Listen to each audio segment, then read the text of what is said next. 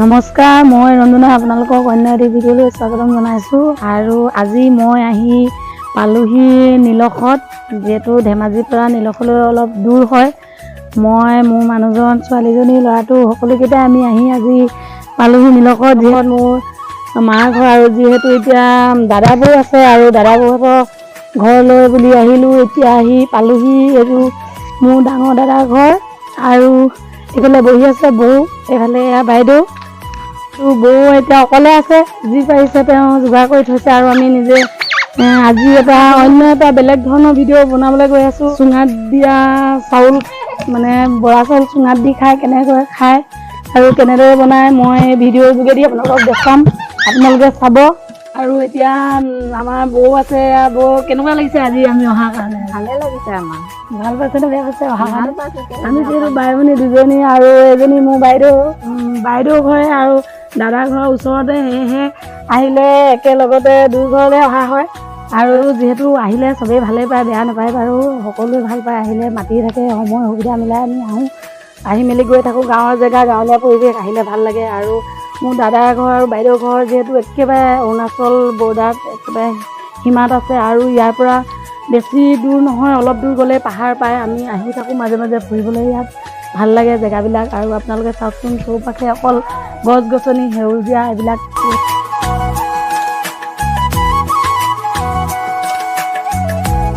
যিহেতু এয়া চুঙাত দিয়া চাউল বনাবৰ কাৰণে বৌৱে বৰা চাউলে তিয়াই থৈছিলে। যিহেতু মই কিমান সময় হ'ল নাজানো বাৰু তিয়াই থোৱা, তথাপিও মানে 2-3 ঘণ্টামান তিয়াব লাগে। আৰু বৌৱে যিহেতু আমি আহিম বুলি গম পাই পিনি তেতিয়াই কৈছিলে যে বৰা চাউল চুঙাত দি খাম, আৰু তেতিয়াই তিয়াই থৈ দিছিলে। আৰু এয়া চুঙা কাটি থৈছে ধুনীয়াকৈ, ধুই মেলি লৈ মই এতিয়া বনাবলৈ আৰম্ভ কৰিছোঁ। আৰু এনেদৰে চাউলখিনি চুঙাটোত ভৰাই দিব লাহে লাহে, সাৱধানে। এয়া দেখিছেনে, মোৰ বৰা চাউলখিনি মই চুঙাত ধুনীয়াকৈ ভৰাই মেলি শেষ কৰিলোঁ। আৰু এতিয়া ইয়াত পানী দিব লাগিব।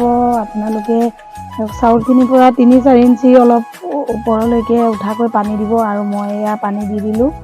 আৰু এয়া কলপাত পানী গোটাই থৈছিলোঁ, আৰু ধুই পখালি ধুনীয়াকৈ চাফা কৰি লৈ এনেদৰে এটা সোপা দি দিব লাগিব, যাতে চাউলখিনি ওলাই নাহে। এনেদৰে সোপা দি দিব। আৰু ধুনীয়াকৈ এয়া জুই জ্বলাই থৈছোঁ, জুইত লাহেকৈ দি দিম। এয়া ফাইনেলি মই চুঙাত দিয়া চাউল ৰেডি কৰিলোঁ, পানী ভৰাই দিলোঁ। আৰু এয়া চাউল আপোনালোকে ধুনীয়াকৈ সোপা দি জুই ধুনীয়াকৈ জ্বলাই একদম পূৰা চুঙাত দিয়া চাউল হৈ আছে।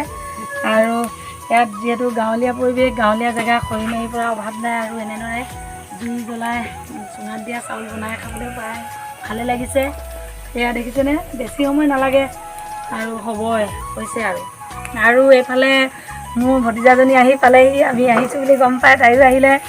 এইজনী দেখিছেনে, মোবাইলত ব্যস্ত। এয়া ফাইনেলি চুঙাত দিয়া চাউল হৈ গ'ল। আৰু যিহেতু চুঙাত দিওঁতে লদা হৈছিলে, কিন্তু এতিয়া আমি কাটি পিনি চামুচেদি মানে উলিয়াই দিলোঁ, সেইকাৰণে এনেধৰণৰ হৈ থাকিলে। কিন্তু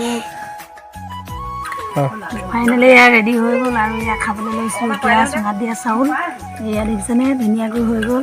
লগত ক্ৰীম, চেনি দি লৈছোঁ। গুড় খাই মই বৰ ভাল নাপাওঁ, সেইকাৰণে চেনি দি লৈছোঁ।